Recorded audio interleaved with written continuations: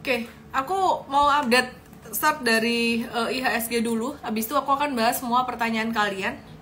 Dan per hari ini aku ada satu view yang baru. Nanti aku akan bahas ya, view kayak gimana ya, yang aku maksud ya. Oke, terus kita start dari IHSG dulu.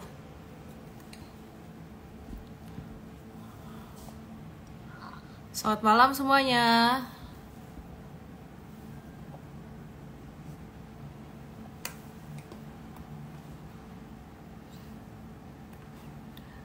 Ini IHSG. Kan harusnya gambarnya kayak gini. Ya, ini support kuatnya yang beberapa hari kemarin kita sempat gambar, aku kasih warna merah. Terus di sini juga ada resisten.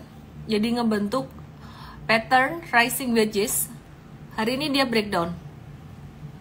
IHSG-nya breakdown, terus ditutup melemah, sempat turun hampir minus 1%, didorong oleh koreksi saham BBRI. BBRI turun 3,2%. Sebenarnya tidak hanya BBRI, saham-saham big banks lainnya ini udah mulai slow down.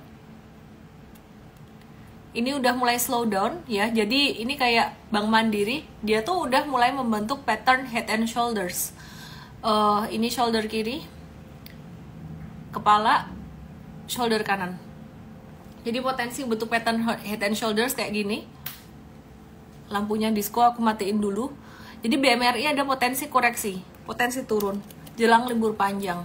Dan ini BBNI-nya kita juga ngelihat dia bakalan bisa turun. Hari ini udah gagal membentuk high yang baru, dia bakalan bisa turun. BBNI bisa sampai 5.800.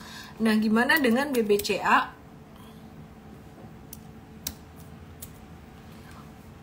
BBCA sekarang masih uptrend, tapi kalau aku ngelihat udah waktunya koreksi juga sih. Supportnya BCA ini yang paling kuat ya, jadi belum ada tanda-tanda kalau yang lain udah kayak ada head and shoulders gitu. BCA masih kuat supportnya, dia berpotensi untuk terkoreksi sampai level 9850 gitu loh. Oke, terus selain BBRI, BBCA, BMRI, BBNI yang berpotensi koreksi, kita tadi ngelihat ada beberapa saham dari perbankan yang mulai ada tanda-tanda terkoreksi gitu ya. Jadi ini untuk BBYB-nya dia tuh ada koreksi, tapi sebenarnya kalau kita ngelihat untuk BBYB sendiri sebenarnya masih volumenya tuh nggak begitu besar, tapi udah ARB minus 7%, supportnya di level 250. Selama di atas 250 berarti trennya masih tren sideways. Kalau udah turun di bawah 250 berarti itu tren turun ya. Nah, kita lihat yuk BBYB-nya kabarnya gimana. BBYB M-Trade tadi ada CAO, BBYB jangka menengah, cuan tipis 2-3%. ITMG jangka menengah, kita cut loss tipis 1%, jadi masih oke. Terus agro, tadi kita ada profit taking juga, mari kita lihat kenapa banyak yang dijual, banyak yang di sell. Mari kita lihat agro.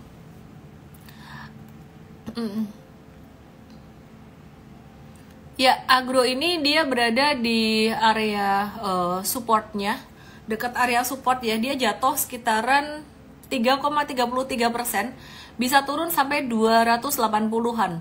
Dan tadi kita antisipasi bungkus cuan dulu buat agronya, biar cuannya nggak hilang, nggak jadi BEP. Terus tadi kita juga ngecek BNGA ini sebenarnya kalau buat swing trading cuan tipis doang, karena udah mulai ada tanda candle reversal dan kita ada kemungkinan untuk masuk lagi, bakalan buyback lagi gitu. ITMG ntar aku akan bahas khusus ya. ITMG aku akan bahas khusus. Oke, jadi ini BNGA. Nah, kemudian apalagi nih yang kita bakalan bahas? Agro, BNGA, BBYB tadi dijualin, terus Adaro juga, Adaro tadi dijualin. Oke, kita lihat ya, Adaro ada review sell. Kenapa?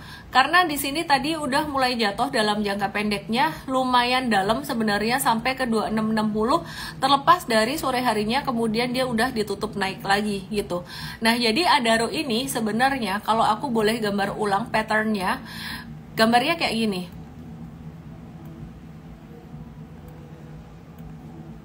Ini gambar penan. Dan target dari pattern kalau breakout harusnya kayak gini. Tapi kita tuh nggak pernah target harus tercapai. Buat kita tuh target tuh cuman untuk antisipasi aja ya, supaya kita tahu the next resistance-nya tuh di angka berapa. Nah, tapi untuk jangka pendek kita tadi exit dulu gitu. Oke, terus kemudian kenapa Adaro ini bisa turun? Sebenarnya ada kaitannya dengan ITMG. Nanti aku akan bahas ITMG ya. Oke, tapi sebelum aku bahas ITMG, aku akan review dulu untuk beberapa saham yang hari ini dan kemarin tuh ada di review sell gitu. Kalau BBTN gimana? Ini ada yang nanya BBTN gimana di M-Trade. Mari kita lihat BBTN masih ada nggak? Oke, BBTN tuh sisa jangka menengah cuan 8-15%. Sedangkan yang jangka pendek kita juga udah caw untuk BBTN-nya cuan 8-14% tanggal 22 Maret kemarin. 22 Maret itu posisinya di sini. Jadi nggak jauh beda dengan harga sekarang sebenarnya. Nah, BBTN ini kita sebenarnya ini normal correction dan kita lagi nunggu dia justru malah nunggu jatuh lagi atau turun lagi sekitaran 1485 sampai dengan 1500-an. Gitu loh. Nah, kalau untuk BBTN-nya. Nah, terus kita mau review lagi untuk saham-saham yang udah di review sell. Perhatikan ya, kita udah mulai banyak review sell. Ini satu tanda-tanda bahwa kita mesti ngerem gitu. Jadi mesti mulai ngerem ya. Nah, ini ASA tuh M-Trade juga kemarin kemarin udah sell dengan profit 6-10%. Kemarin jatuh lumayan dan kita masih profit taking ASA, tapi kita udah mulai ngerem. Kemudian SMGR, kenapa kemarin SMGR di sell? Banyak yang nanya juga ya. SMGR kemarin kenapa di sell? Simply karena keluar merah satu ini. Dan kita lagi nunggu SMGR-nya untuk dia ada retracement lagi. Jadi tadi kita ada saham SMGR yang kita tunggu retracement-nya, dan kita juga punya saham BBTN yang kita juga masih tunggu retracement-nya. Oke ya, jadi kita masih tunggu retracement-nya. Retracement tuh artinya apa sih? Kejatuhannya. Kita masih nunggu dia jatuh dan nunggu harga yang lebih bagus untuk kita buyback lagi buat jangka pendeknya. FK Super Talent tanya, USD juga sudah mulai naik, Miss, apakah mau bearish? Aku boleh summary pakai satu kalimat, bukan bearish, tapi ini waktunya profit taking untuk beberapa saham yang memang kamu sudah cuan lumayan. Dan sektor komoditas itu gerakannya cepet banget. Jadi komoditas tuh gampang naik, gampang turunnya. Sekarang ini udah mulai waktunya profit taking untuk beberapa sektor komoditas. Aku malam hari ini mau ngebahas ITMG dan juga TINS. Dua ini lagi hot. Yang satu hot karena kasus korupsi. Aduh, si ganteng tertangkap. Sedih sayang liatnya. Lumayan ngefans gitu ya sama Pak Harvey dan Sandra Dewi. Kasihan sih lihat Sandra Dewinya gitu ya. Anyway, efeknya apa ke TINS? Aku nanti akan review, dan aku juga akan bahas tentang ITMG, yang kenapa ITMG itu jatuh dalam, apakah karena dividennya atau gimana gitu loh. Tapi ya aku masih berduka, aku masih sedih tuh si ganteng ketangkep gitu loh. Maklum ya. Ibu-ibu cek gitu. Iya gak sih? Ganteng gak? Masa jelek kayak gitu? Jelek? Ganteng kan? Oke. Kalau jelek mah aneh gitu, ya kan? Ganteng, kaya, lembut, cool, masuk tahanan di foto-foto pun kayak masih cool, nggak ada ekspresi gitu loh. Kok kasihan, Miss? Ya nggak tahu, namanya juga ngefans gitu ya. Kasihan istrinya lah. Oke. Balik ke saham. Ngapain nih jadi kayak ini aja nih, infotainment. Ingat suamiku, nggak apa-apa kok. Kita diskusi kayak gini sama suami. Oke, balik ke ITMG dulu. Aku mau review ITMG ya. Oke, tadi di channel aku ada jelasin tentang ITMG. Gue kan nggak ngomongin koruptornya ya, kan aku bilang ganteng nggak sih? Ganteng. Oke. Coba tulis di chat room di sini siapa yang udah join IG channel aku. Bentar lagi aku akan buka WA channel. Ya, jadi aku akan buka WA channel, maybe next week, beberapa hari lagi. Tapi di IG channel tuh aku suka cerita-cerita saham gitu. Tadi ada ngebahas ITMG. Coba tulis di sini siapa yang ikut IG channel. Yang ikut IG channel siapa? Udah join? Tadi baca nggak? Ada yang baca nggak? Yeay, ya tulis gitu. Ada yang baca? Ini loh, aku dimarahin bilang koruptor kok ganteng tuh nggak ada hubungannya. Dia korupsi nggak korupsi itu ganteng aja gitu loh. Udah join ya, udah baca ya. Oke, aku mau jelasin apa yang aku bahas di IG channel tadi, karena banyak orang yang nggak ngerti, nggak paham ya. Tadi masih sekitaran 30% dari polling aku tuh nggak ngerti, nggak paham dengan apa yang aku maksud. Oke, aku jelasin ITMG. Ouch, jatuh. Ouch, what happened? Saya bahas ITMG dulu. Oke, thanks sudah join IG channel aku. Berarti kalian udah lumayan ngerti lah ya yang aku maksud apa. Hari ini ITMG itu jatuh 6,07%. Nah, kalian ngerti nggak sih beberapa hari kemarin itu kita tuh udah bahas ITMG, PTBA itu tuh pada naik meskipun harga batu baranya turun. Nah, perhatikan ini harga batu bara Newcastle Coal, Global Newcastle Coal Futures.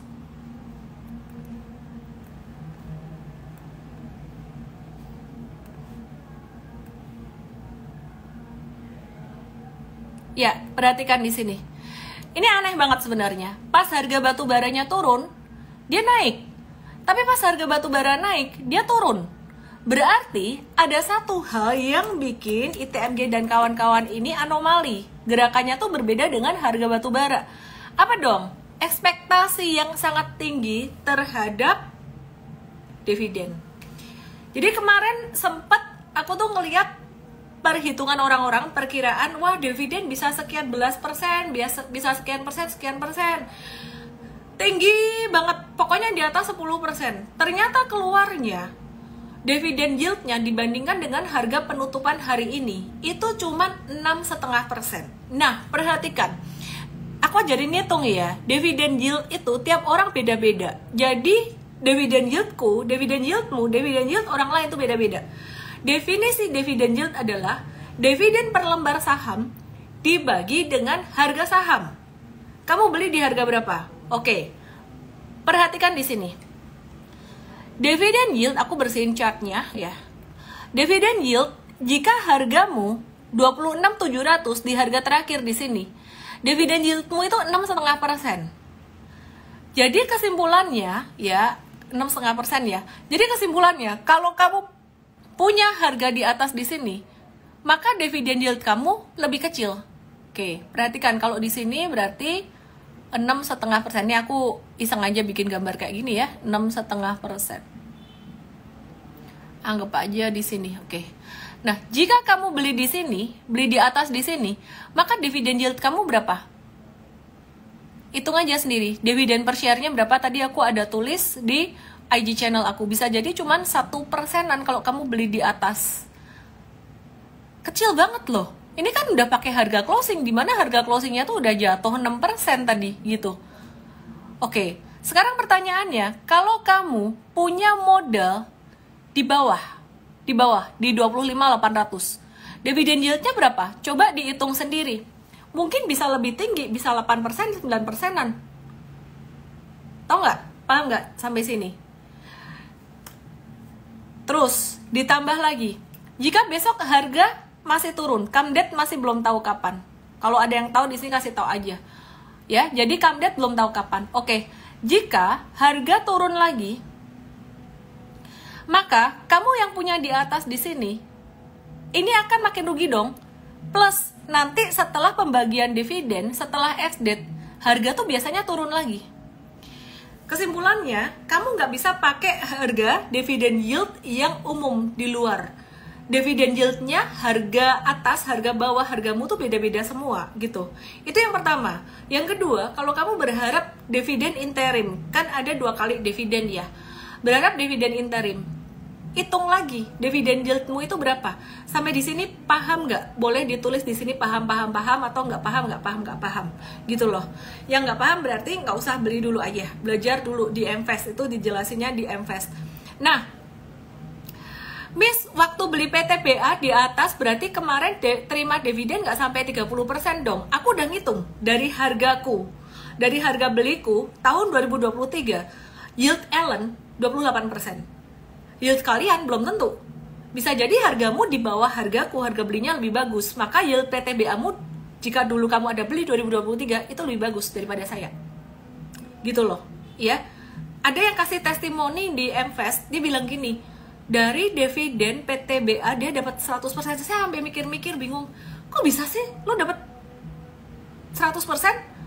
Saya coba lagi mau nanyain orangnya, aku lagi mau coba japri orangnya, apakah benar yang dimaksud dividen yield dia itu dari modal bawah banget. Bisa jadi gitu loh, ya. Ada yang nggak paham, ya udah. Intinya pelajari dulu rumus dividen yield sama dividen payout ratio tuh beda gitu. Oke, terus kesimpulannya intinya kamu kalau mau dividen investing harus ngitung yieldnya dulu, kamu berapa masing-masing, jangan bandingin sama orang lain punya, harganya beda. Yang kedua, mesti siap-siap harganya jatuh. Nah, sekarang aku mau ngomong yang saham lain. PTBA. PTBA, be very careful. PTBA, be very careful.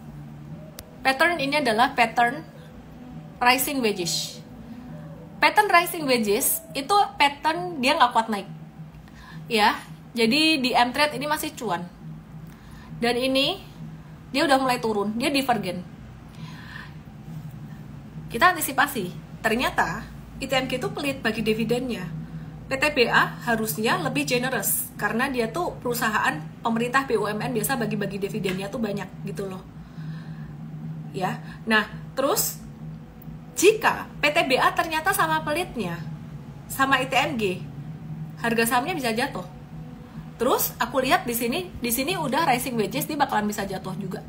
Oke, sekarang kita lihat buat M-Trade.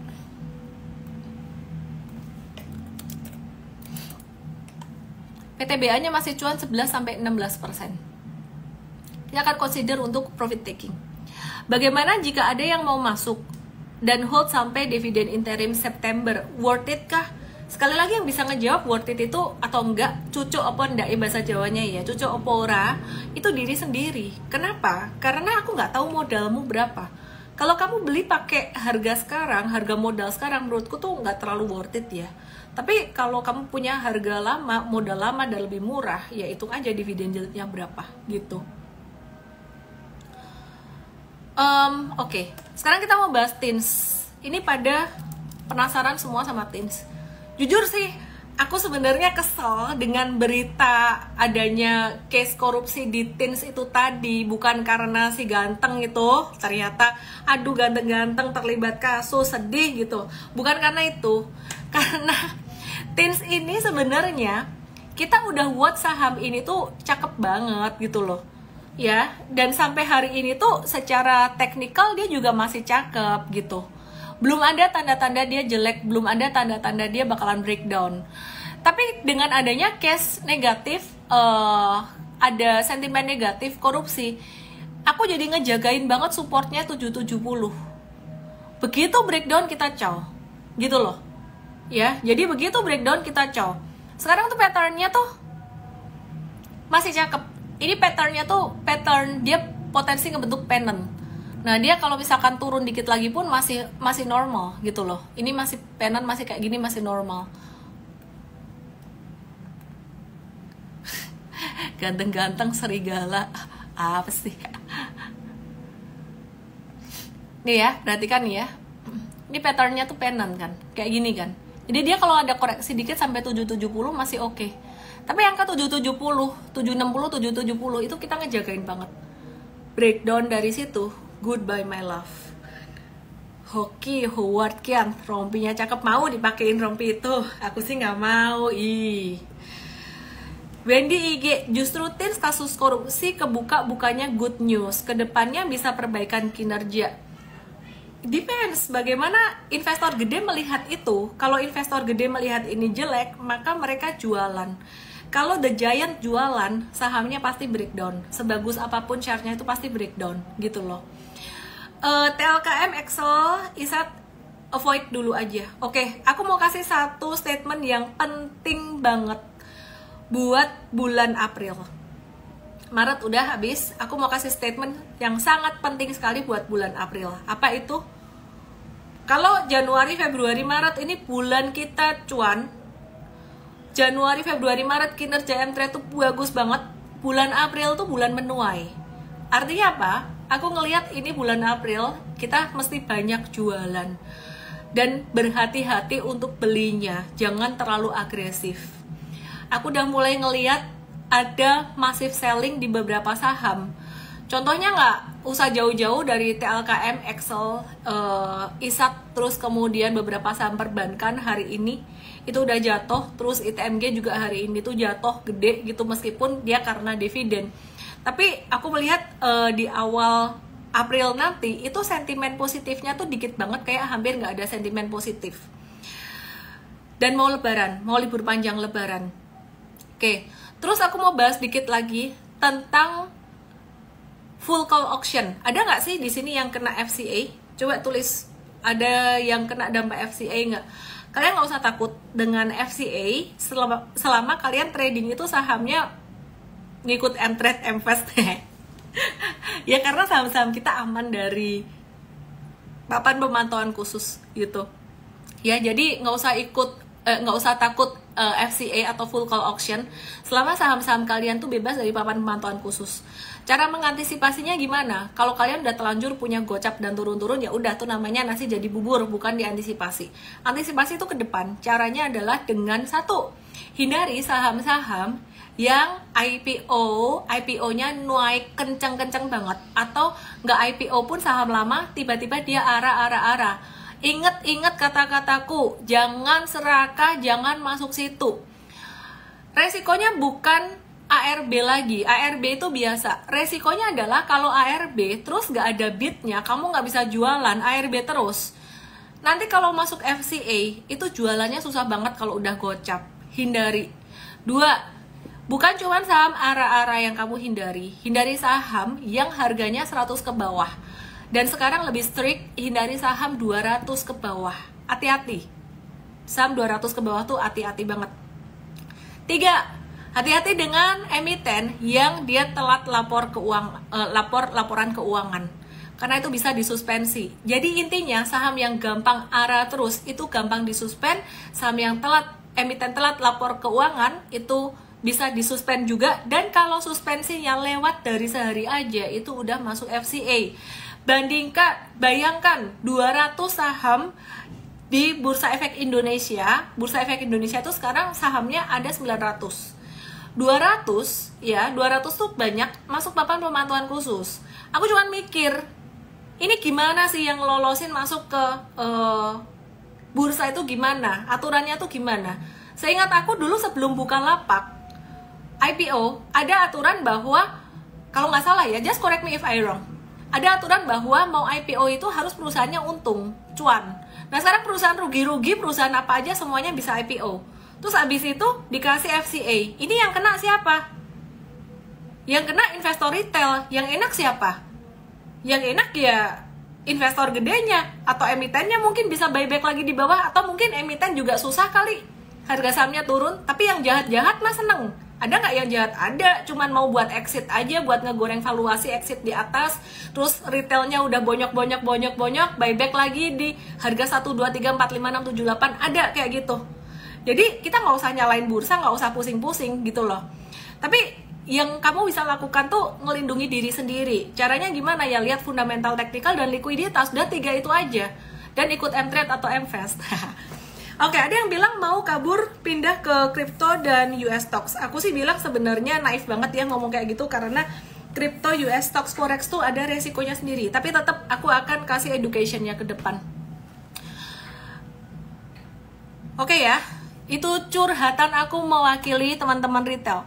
Mari kita lihat saham yang lain ya. Sekarang kita lihat saham yang lain.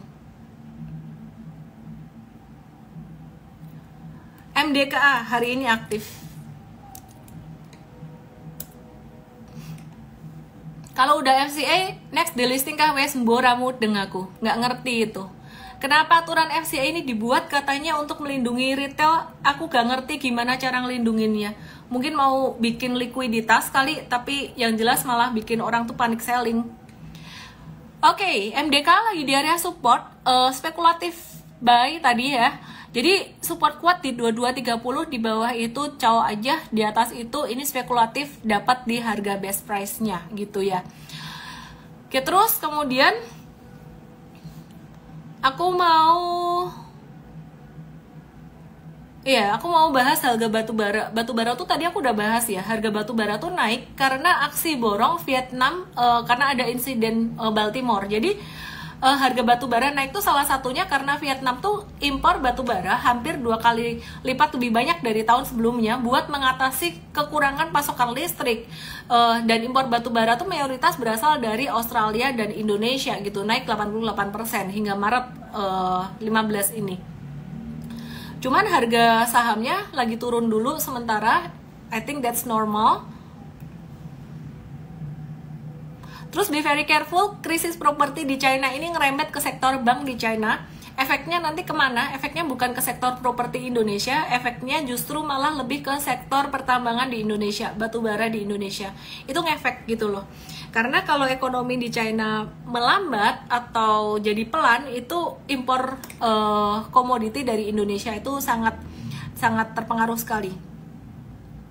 Terus jangan percaya indeks LQ45, indeks IDX30 dan semuanya.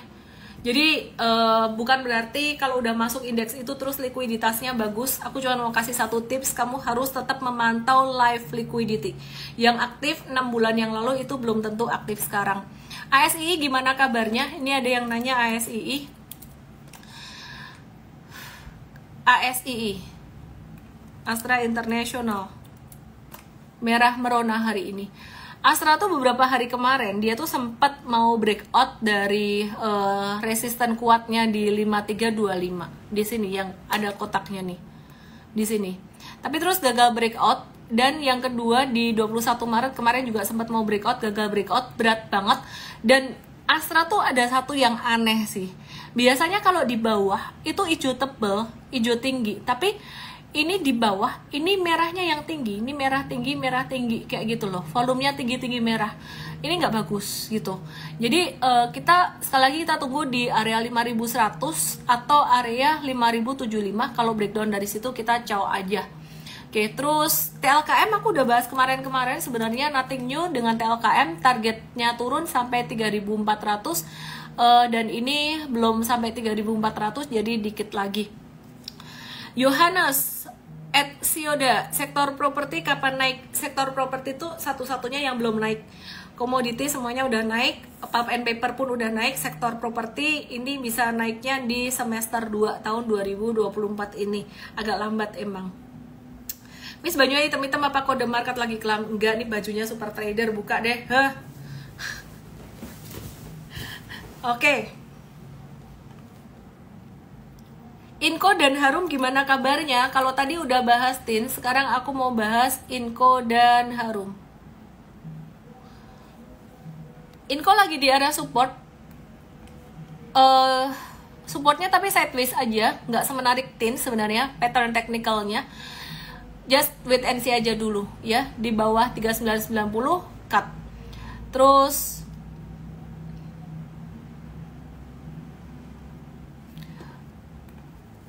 Harum, gimana kabarnya?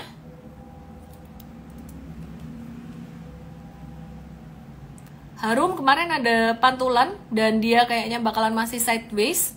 Sidewaysnya antara 13.30 sampai 14.40 kayak gini. Terus kemudian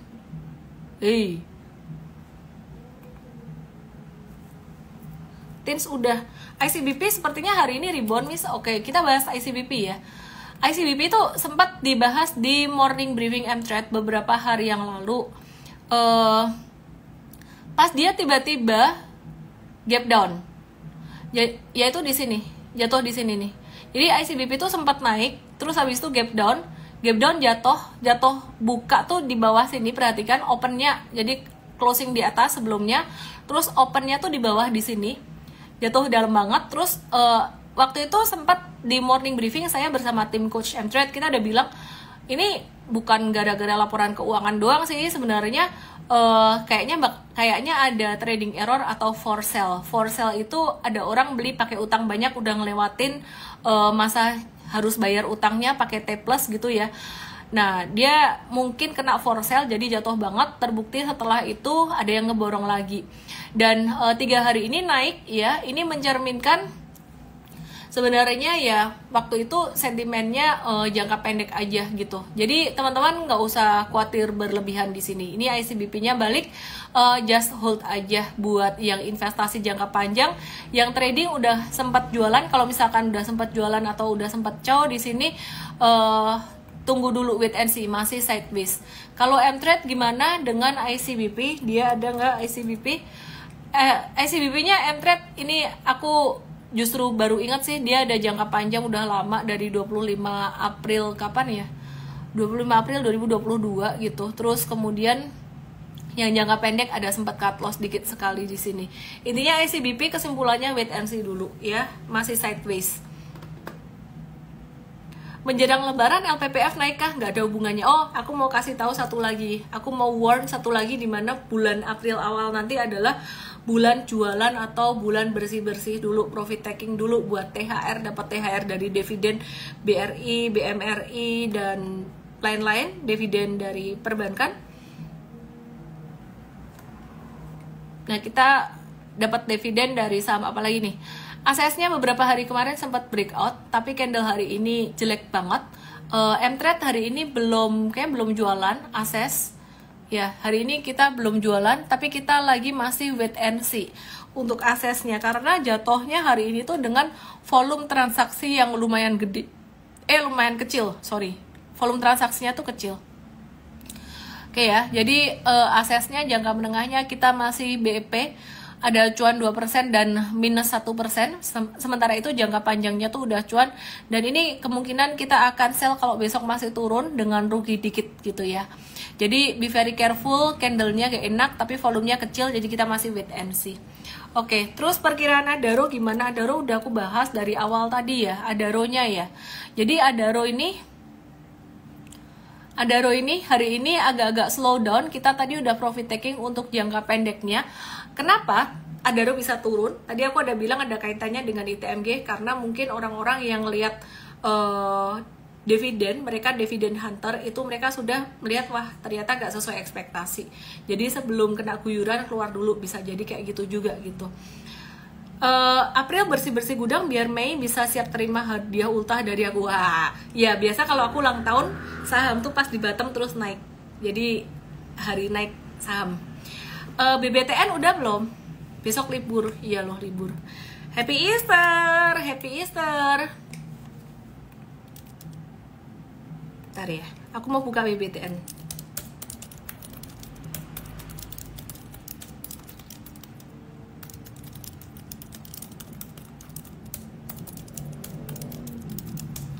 Oke, buka BBTN. BBTN tadi udah kayaknya. Kok kayaknya udah sih? Kapan birthday rahasia? Rahasia. Apa-apa rahasia. Untung sahamnya nggak rahasia. Oke, BBTN. Simple aja, BBTN hari ini udah tanda profit taking buat yang jangka pendek. Yang udah jualan, kita akan lagi nungguin lagi sekitar 14.85 sampai 1.515 ya. Jadi area-area ini adalah area diskon. M-Trade masih punya BBTN buat jangka menengah, kita masih ngehold ya 8-15%. Kita akan lihat untuk candle besok masih oke atau enggak gitu. Antam aku kayaknya udah bahas tadi, udah belum ya? Dicariin cariin anakku. Wah, ini dia nih. Wih, anak bul. Anak anjing. Duh, berat banget. Antam. Yuk lihat Antam yuk. Ya, lihat Antam ya. Oke, Antamnya gimana nih? Jujur kita lagi nunggu retracement-nya Antam buat masuk lagi jangka pendeknya. Jadi Antam itu M-Trade juga masih ada ngehold Antam ANTM. Kayaknya sih masih ada sih. Buat jangka menengah cuannya sisa 6% buat jangka menengah, tapi kita sengaja nunggu retracement sih. Jadi Antam ini dikasih retracement-nya bagus dan kita lagi watch sekitaran level 1575. Kalau dia ketahan 1575, ini area bagus buat buy on weakness. Baunya enak loh, baunya minyak telon.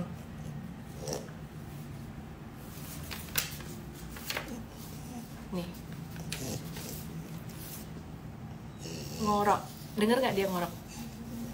Oke, apalagi ya? SSIA. SSIA tuh laba bersihnya lumayan gede, 91% secara tahunan. Kita lihat yuk SSIA.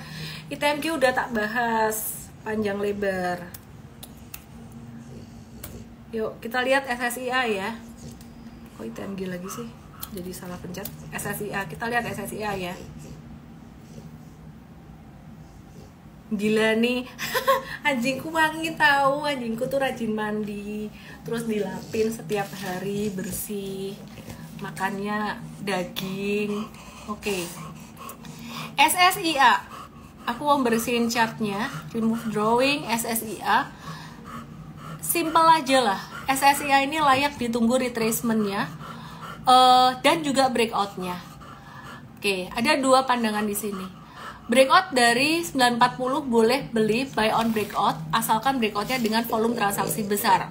Tapi harus siap stop lossnya kencengin juga. Kenapa? Karena ini liar.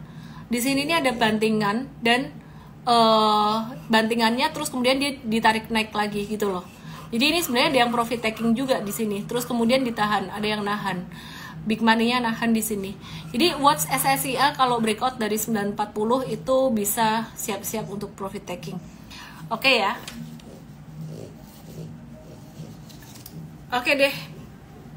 Bapak Ibu semuanya happy weekend ya. Jadi intinya bulan Maret awal nih waktunya untuk siap-siap profit taking dan beberapa saham udah mulai agak-agak riskan. Sektor perbankan terutama, perbankan itu udah mulai riskan ya, jadi udah mulai tanda-tanda mau turun dan itu normal banget dan harus turun. Justru malah lebih bagus begitu. Sedangkan sektor komoditas, metals, kita masih wait and see. Tins semoga gak breakdown karena kasus korupsi itu tadi. Dan properti ini justru buat investing kok kayaknya yang paling murah. Dan kita mau update untuk tinsnya di Gathering Invest next week ya. Oke deh, happy weekend, happy Easter. Nih nggak mau lihat kamera nih. Ini French Bulldog, ini bukan Pak. Bye bye. See you hari Sabtu nanti ya di sini ya. Dadah. Adaro udah bahas. Good night, good night, good night.